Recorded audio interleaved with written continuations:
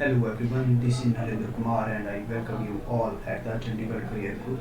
So guys, this is your first news. इसमें क्या बोला जा रहा है? Central team report on the Orissa elephant death.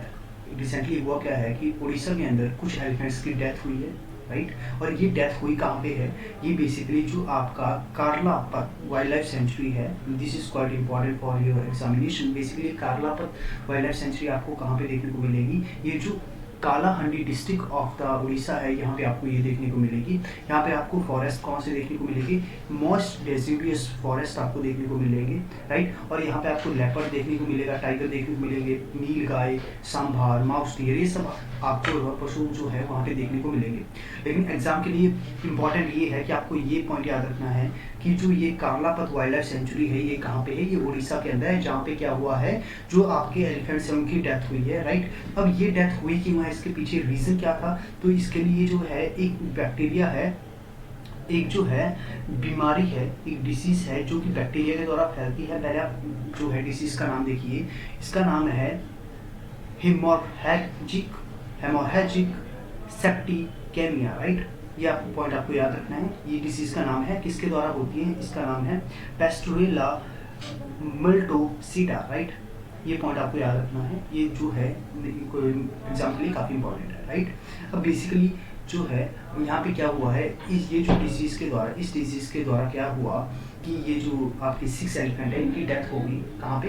कार्लापत wild life century में, राइट. और ये बेसिकली इसके लिए क्या किया, जो हमारी मिनिस्ट्री है, ministry of the environment, forest and the climate change, इन्होंने एक रिपोर्ट को पब्लिश किया और उसने बताया कि जो आपकी ये जो एलिफेंट क्या हुए हैं, ये इनकी डेथ हुई है, इसके पीछे के रीजंस वगैरह को क्या किया है, हाईलाइट किया है, राइट. अब जो है ये बेसिकली क्या किया, इन्होंने एक टीम को सेटअप किया. जब इनकी डेथ होगी तो मिनिस्ट्री ने क्या किया, टीम को सेटअप किया और उस टीम ने क्या किया कि जो आपके एलिफेंट है इनका पोस्टमार्टम किया, इनकी आरएनए एक्सट्रैक्शन की, राइट. और उसके बाद जो है ये सारे सैंपल्स को कहाँ पे भेज दिया गया है? जो इंडियन वेटनरी रिसर्च इंस्टीट्यूट कहाँ पे है, बरेली में है, राइट. बरेली का आपने नाम सुना होगा, तो वहाँ पे जो है भेजा गया है, राइट. अब जो है टोटल कितने थे? 7 एलिफेंट्स की डेथ हुई है, जिसमें से 5 क्या थे, अडल्ट थे और 2 क्या थे, काउस थे, राइट. जो क्या थे, जो एलिफेंट्स के बच्चे होते हैं वो थे, राइट. और सारी की सारी क्या थी, फीमेल्स थी, राइट. अब जो है बेसिकली आपको यही पॉइंट क्या करना है, याद रखना है. लेकिन बैक्टीरिया का यदि नाम यदि आपसे पूछा जाए तो कौन सा है? पेस्टुरेला मिल्टोसिडा. और रिपोर्ट्स भी क्या कर रही है, यही चीज़ को हाईलाइट कर रही है कि इसी बैक्टीरिया के कारण क्या हुआ है, जो 7 एलिफेंट है जो कि कहाँ पे है, कार्लापत वाइल्ड लाइफ सेंचुरी है, वहाँ पे उनकी डेथ हुई है.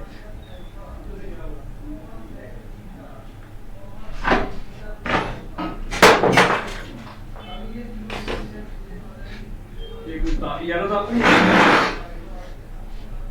उधर येलो तो आपको आई हुई, ये नहीं कोई बड़ी जो डबल का.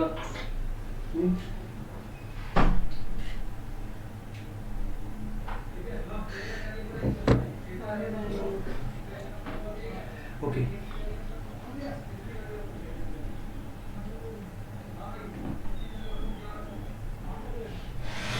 IRDAI launches standard personal accident cover. ये बेसिकली क्या है, पहले आपको ये पता होना चाहिए. IRDAI क्या है? It is the insurance regulatory and the development authority, right. तो इसने क्या किया है, एक रिसेंटली लॉन्चेस का स्टैंडर्ड पर्सनल एक्सीडेंट कवर. ये क्या है, इसको जानने की कोशिश करेंगे. ये किस स्कीम के अंडर जो है लॉन्च किया गया है? जो सरल सुरक्षा बीमा जो स्कीम है, इसके अंडर इसको क्या किया गया है, लॉन्च किया गया है. तो इसमें बेसिकली क्या होगा, जो पर्सनल के एक्सीडेंट वगैरह होते हैं उनके लिए इंश्योरेंस से रिलेटेड कुछ बातें हैं जो हमारे एग्जाम के लिए काफ़ी इंपॉर्टेंट है, राइट. तो पहला तो ये जो है, दिस पॉइंट इज इम्पॉर्टेंट कि ये जो स्कीम है किसके द्वारा लॉन्च की गई है, IRDAI के द्वारा लॉन्च की गई है. तो ये 2 पॉइंट आपके एग्जाम के लिए इंपॉर्टेंट है, ये आपको याद रखना है.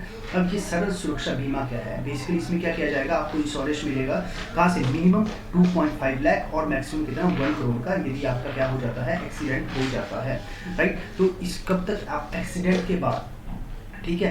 अब एक्सीडेंट के बाद कब तक ये पैसा जो है ले सकते हो इंश्योरेंस का, तो जिस दिन आपका क्या हुआ एक्सीडेंट हुआ उसके 1 साल के अंदर अंदर आप जो है ये क्लेम कर सकते हो, राइट। अब ये सारी की सारी इसमें बातें कहीं बोली गई हैं। बेसिकली इसमें आपको बेनिफिट क्या क्या मिलेंगे, एंड इसमें जो हॉस्पिटलाइजेशन के एक्सपेंसेस है ये भी इसमें कवर किए जाएंगे, राइट। और यदि आपका एजुकेशनल जो आपको एक्स्ट्रा जो ग्रांट मिलेगी 10% की, तो बेसिकली ये सारे क्या है प्रोसीजर हैं। लेकिन आपको एग्जाम के लिए जो इंपॉर्टेंट पॉइंट याद रखने हैं वो ये याद रखना है, जो आपकी पहला हेडलाइन है कि IRDAI ने क्या किया है, standard personal accident cover launch किया है, it will be more than enough, right.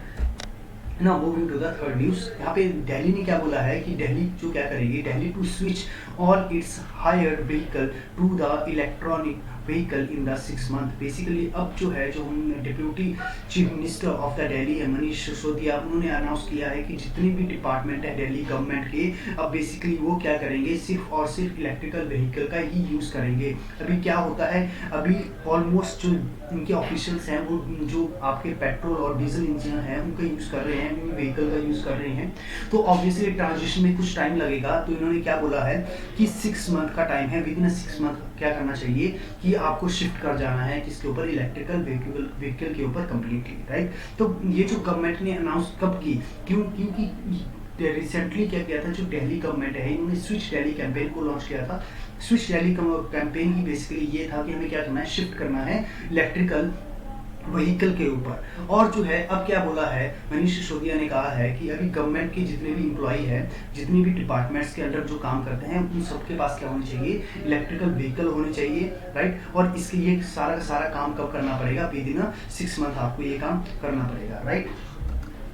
अब ये स्विच दिल्ली कैंपेन है क्या, स्विच दिल्ली कैंपेन इसको लॉन्च किया गया था कि हम क्या कर सके, in order to encourage the private vehicle owner to shift to the electrical vehicle की तरफ, वो कहीं ना कहीं क्या वो ज़्यादा से ज़्यादा शिफ्ट करें and install a charging point in their premises with in the 3 year, right. अब बेसिकली इसमें क्या है, इसमें जो है 8 वीक का एक मास अवेयरनेस कैंपेन भी दिल्ली गवर्नमेंट चलाएगी। और इस कैंपेन में बेसिकली क्या होगा कि हर लोग को, जो दिल्ली के सिटीजन्स हैं, जो दिल्ली के अंदर रहते हैं, उनको बेसिकली पता चले कि ये जो इलेक्ट्रिकल व्हीकल के ऊपर यदि शिफ्ट कर रहे हैं, what kind of advantage they are going to get, ठीक है। इसके साथ में इनका ये भी काम है कि ये पब्लिक को अवेयर करवाएंगे, जो इंसेंटिव्स इनको मिलेंगे उसके बारे में पब्लिक को बताएंगे, जो इंफ्रास्ट्रक्चर बनेगा उसके बारे में पब्लिक को अवेयर करवाएंगे। और ये सारा का सारा काम दिल्ली गवर्नमेंट कर रही है under the Delhi electrical vehicle policy, right. अब बेसिकली ये जो कैंपेन लॉन्च किया, इसका मेन एम ये था कि लोगों को इन्फॉर्म करना, लोगों को इनकरेज करना,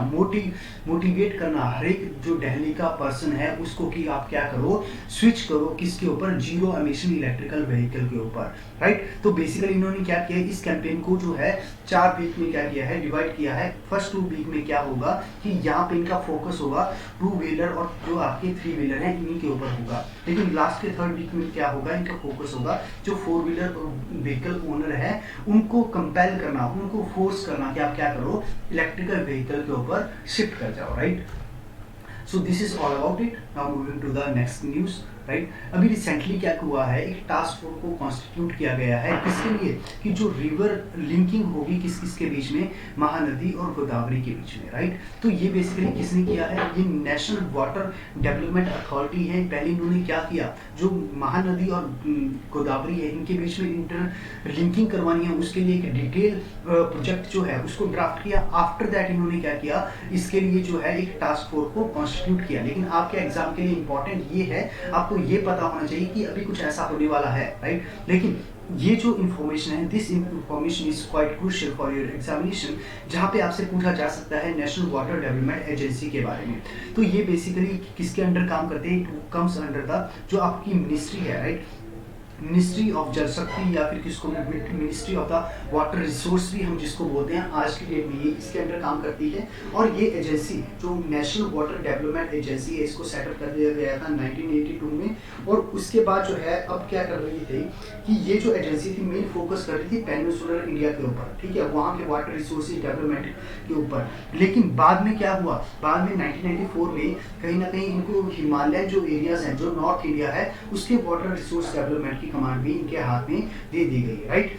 फिर उसके बाद क्या हुआ, 2004-5 में बेसिकली इसको क्या कर दिया गया, इसको और मॉडिफाई कर दिया गया, और इसको क्या कर दिया गया, 2006 के अंदर जो वाटर लिंकिंग की जो अथॉरिटी थी, ये भी किसके पास चली गई, नेशनल वाटर डेवलपमेंट एजेंसी के पास चली गई, राइट। तो अब जो इन्होंने अब क्या क्या काम कर चुके हैं, ये वाटर जो रिवर लिंकिंग है इससे रिलेटेड क्या क्या काम कर चुके हैं, बेसिकली इन्होंने डिटेल प्रोजेक्ट बनाया था जब Ken Betwa, right, Ken and Betwa they are the tributaries of the Yamuna river, ठीक है। तो इसके लिए इन्होंने डिटेल में क्या किया था, प्रोजेक्ट को प्रिपेयर किया था, right. So this is all about this article. Now moving to the next article, जिसमें क्या बोला जा रहा है, second edition of the Khelo India winter games begin कहाँ पे हुए हैं, ये हुए हैं जम्मू एंड कश्मीर में। तो this is your first point जो आपको याद रखना है। और इसको ऑर्गेनाइज कौन करवाता है, इसको ऑर्गेनाइज करवाते हैं union ministry of the youth affair and the sports, ये इसको ऑर्गेनाइज करवाती है किसके साथ में, जो winter game association of the Jammu and Kashmir sports council, इनके साथ मिलकर इन्होंने क्या किया है, ऑर्गेनाइज किया है, राइट। रिसेंटली क्या है कि खेलो इंडिया जो गेम्स हैं, राइट, ये रिसेंटली कहाँ पे कंक्लूड हुए हैं, रिसेंटली कंक्लूड हुए हैं जो आपका पंचकुला है, राइट। पंचकुला में क्या हुए हैं, ये कंप्लीट हुए हैं, ये पॉइंट भी आपको याद रखना है। यदि हम बात करते हैं खेलो इंडिया विंटर गेम्स के बारे में, तो ऐसा है कि ये 2020 के बाद ही ये स्टार्ट हुए हैं, मतलब कि क्या आफ्टर द 2020 ये स्टार्ट हो गए हैं। और ये कौन सा होगा, इट विल बी देयर जो होगा सेकंड एडिशन होगा। इसमें बेसिकली कौन कौन सी गेम्स आती हैं, जो आपकी स्नो रग्बी है वो आएगी, जो स्नो स्कीइंग है वो आएगी, snow ice stock, snow baseball, बहुत सारे स्नो इसमें आएंगे, राइट। तो ये आपको पॉइंट याद रखना है। Now moving to the Khelo India youth game. Basically Khelo India youth game भी जो है ये खेलो इंडिया के पार्ट के जो comes under the ministry of the youth and the sports affair. तो इसमें बेसिकली क्या किया जाता है, ये इसको दो कैटेगरीज में डिवाइड किया गया है। एक होती है आपकी अंडर 17, राइट, एक होती है आपकी अंडर 17 कैटेगरी, और एक होती है आपकी अंडर 21 कैटेगरी। तो ये पॉइंट आपको क्या करने हैं, याद रखने हैं। These points are quite crucial for your examination. Now moving to the next article, जिसमें क्या बोला गया है कि जो पाकिस्तान है, पाकिस्तान को FATF में जो फाइनेंशियल एक्शन टास्क फोर्स होती है, उसने डिसाइड किया है कि पाकिस्तान को हम ग्रे लिस्ट में ही रखेंगे, राइट। तो अब बेसिकली क्या किया था, इन 2020 के बाद से ही क्या हो गया था कि पाकिस्तान ग्रे लिस्ट में ही था, और अभी भी क्या कर रहे हैं, अभी भी उनको ग्रे लिस्ट में ही रखा हुआ है। लेकिन ये ग्रे लिस्ट का मतलब क्या होता है, राइट। तो ग्रे लिस्ट का मतलब यहाँ पे इसलिए रखा गया है क्योंकि कहीं ना कहीं FATF जो फाइनेंशियल एक्शन टास्क फोर्स है, उसको ये लग रहा है कि जो पाकिस्तान है जो क्या कर रहा है, जो Pakistan is not taking the enough steps to combat the terrorism. इसके लिए क्या किया था, FATF ने 27 पॉइंट एक्शन का एक प्लान भी पाकिस्तान को दिया था, जिसको फॉलो करके वो क्या कर सकते थे, ग्रे लिस्ट के बाहर आ सकते थे। बट पाकिस्तान ये सब करने में फेल हुआ, जिसकी वजह से अभी भी क्या किया है, जो फाइनेंशियल एक्शन टास्क फोर्स है उसने डिसाइड किया कि हम पाकिस्तान को क्या करेंगे, ग्रे लिस्ट में ही रखेंगे, राइट। अब जो है ये FATF has decided to keep the Pakistan into the grey list and will remain under the increasing monitoring because serious deficiencies were observed with respect to the terror financing. What does it mean? इसका मतलब ये है कि Pakistan failed to comply with the 27-point action plan of the FATF and Pakistan did not take the enough steps to stop the terror financing. That's why Pakistan today is in the grey list, right? ये point आपको क्या करना है, याद रखना है, ठीक है। Now the Pakistan has taken the several steps till now, but it need to act upon 3 important point out of the 27 action point. और ये कौन कौन से थे, ये आपको याद रखना है। पहले Pakistan what they need to do, they need to demonstrate the terror financing, terror funding, investigation and the prosecution, targeting the person identities acting on the behalf of the designated personnel and the identities, right? उसके बाद जो है Pakistan need to demonstrate that the terror funding prosecution result in the proportionate, effective and the decisive sanctions, and the Pakistan also need to demonstrate that the effective implementation of the targeted financial sanction against all the United Nations Security Council resolution article 1267 and 1373 designated terrorists, right? So ये points को क्या करना है, Pakistan need to follow those points, and Pakistan is failing again and again in following those steps. That's why Pakistan is still in the grey list of the FATF, right? यदि हम बात करते हैं FATF की, तो FATF stands for the financial action task force, right. तो अब basically ये आया कब है, when it came into the picture it founded in the year 1989, और आज की डेट में कितने मेंबर हैं, 19 इसके जो मेंबर हैं ये है 39, राइट। 39 जो है टोटल मेंबर है। और मजे की बात ये है कि India is also the member of the FATF, जिसकी वजह से क्या है, इंडिया का मेजर कंट्रीब्यूशन है, कहाँ पे, इंडिया का मेजर कंट्रीब्यूशन है पाकिस्तान को ग्रे लिस्ट रखने में, राइट। अब होता क्या है, मान लो कोई कंट्री यदि ग्रे लिस्ट में है तो क्या होगा, राइट। तो बेसिकली क्या होता है, ये क्या करता है, जो एक कंट्री की इमेज होती है उसको खराब कर देता है। अब उस कंट्री के साथ कोई ट्रेड नहीं करता, यदि उस कंट्री के साथ कोई ट्रेड करेगा तो उसके ऊपर सैंक्शंस लग जाएंगे, राइट। तो सैंक्शन से बचने के लिए कोई भी कंट्री उस कंट्री के साथ क्या करती है, एसोसिएट होने की कोशिश नहीं करती है।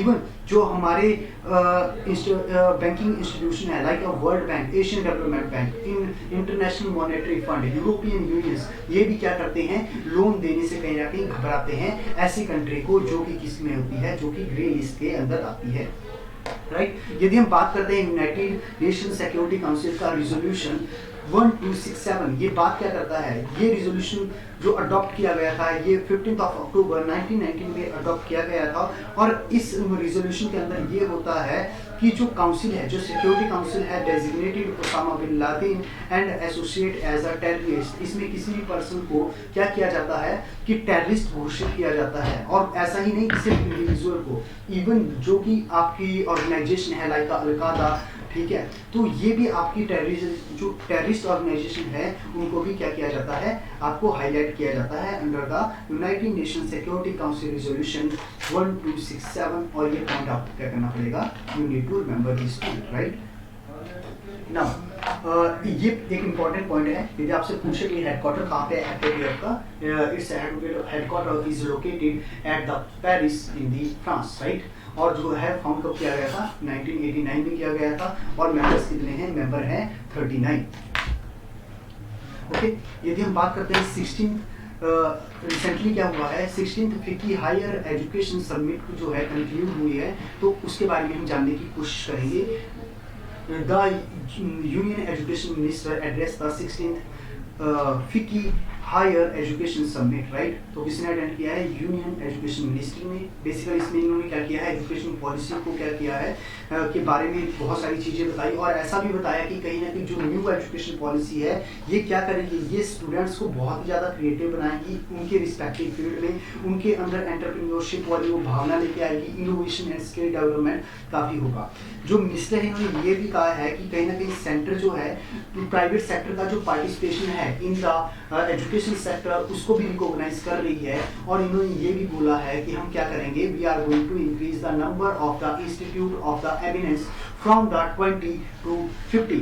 आज की डेट में कितने बोला है, 15, लेकिन है कितने, अभी 14 जो इंस्टीट्यूशंस हैं उनको जो है क्या मिला है, स्टेटस मिला हुआ है इंस्टीट्यूट ऑफ एमिनेंस का। जब भी किसी इंस्टीट्यूशन को इंस्टीट्यूट ऑफ एमिनेंस का स्टेटस मिलता है तो बेसिकली क्या होता है, उसमें उस इंस्टीट्यूट के पास ऑटोनॉमी आ जाती है कि वो अपना सिलेबस खुद जो है डिसाइड कर सकता है, अपना जो है एग्जाम पैटर्न वो खुद बना सकता है। तो ऐसी बहुत सारी फ्रीडम उनको मिल जाती है, राइट। अब जो है ऐसा बोला गया है कि जब हम क्या करेंगे, इंस्टीट्यूट ऑफ एमिनेंस की संख्या को 50 तक लेके जाएंगे, तो हम कोशिश करेंगे उनमें से क्या हो, एटलीस्ट 25 जो क्या होने चाहिए वो प्राइवेट इंस्टीट्यूशंस होने चाहिए, और रेस्ट जो 25 होंगे वो भी क्या होंगे, वो गवर्नमेंट इंस्टीट्यूशंस होंगे। अब जैसे ही क्या होता है, कोई भी इंस्टीट्यूट ऑफ एमिनेंस का किसी को भी इंस्टीट्यूशन को दर्जा मिल जाता है तो क्या होता है, उसको administrative, academic and the financial autonomy मिल जाती है, राइट। तो जिसकी वजह से वो क्या कर सकता है, अपनी एफिशिएंसी को बहुत अच्छे से बढ़ा सकता है।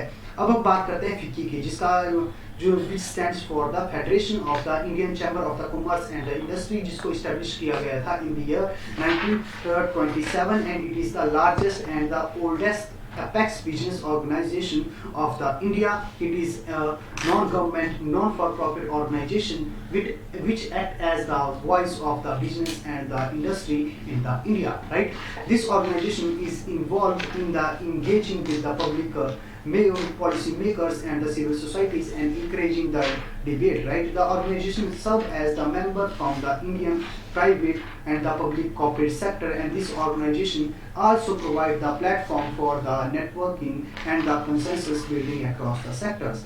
It is the first support of the call for an Indian industry and the international business community and the policy makers, right?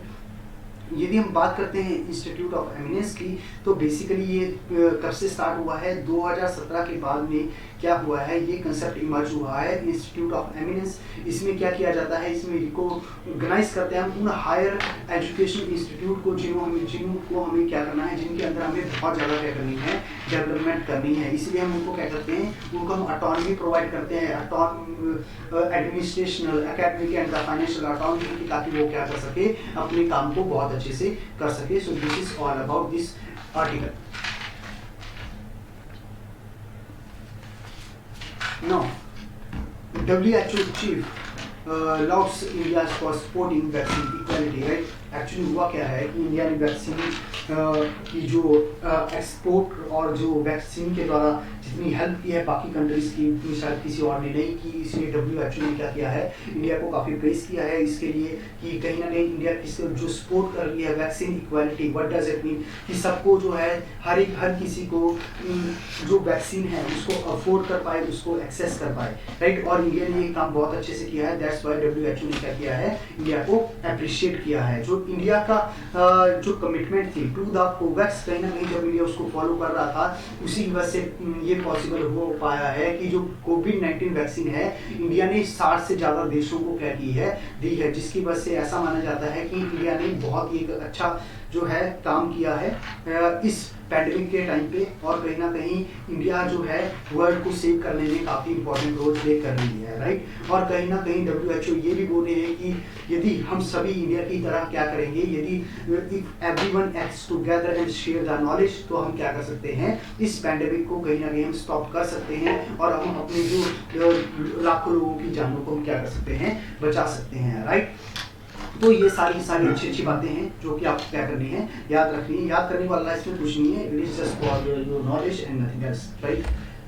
अब ये COVAX initiative, it is quite important for your examination. Basically COVAX ये है क्या, it is a कोविड-19 vaccine global access, right? तो ये point है, एक तो आपको याद रखना है, कोविड-19 वैक्सीन ग्लोबल एक्सेस जो है ये है, it is a initiative that was launched by the WHO's global alliance for the vaccine and the immunisation, right? तो इन्होंने लॉन्च किया था और इंडिया ने इसमें बहुत अच्छा परफॉर्म किया है। This initiative was launched with the aim to promoting the equal access to the vaccine by every country and stop the vaccine nationalism, right? Under this initiative India had announced to supply 10 lakh doses to the United Nations health workers and 1 crore of vaccine doses to the Africa in the January 2021. So India had taken a lot of steps in order to curb the COVID-19 and India delivered the vaccine doses more than 60 countries. So this work of India is quite appreciable. So now we move to the next news, but we don't have any next news. So we are stopping this discussion over here, right? Thank you so much.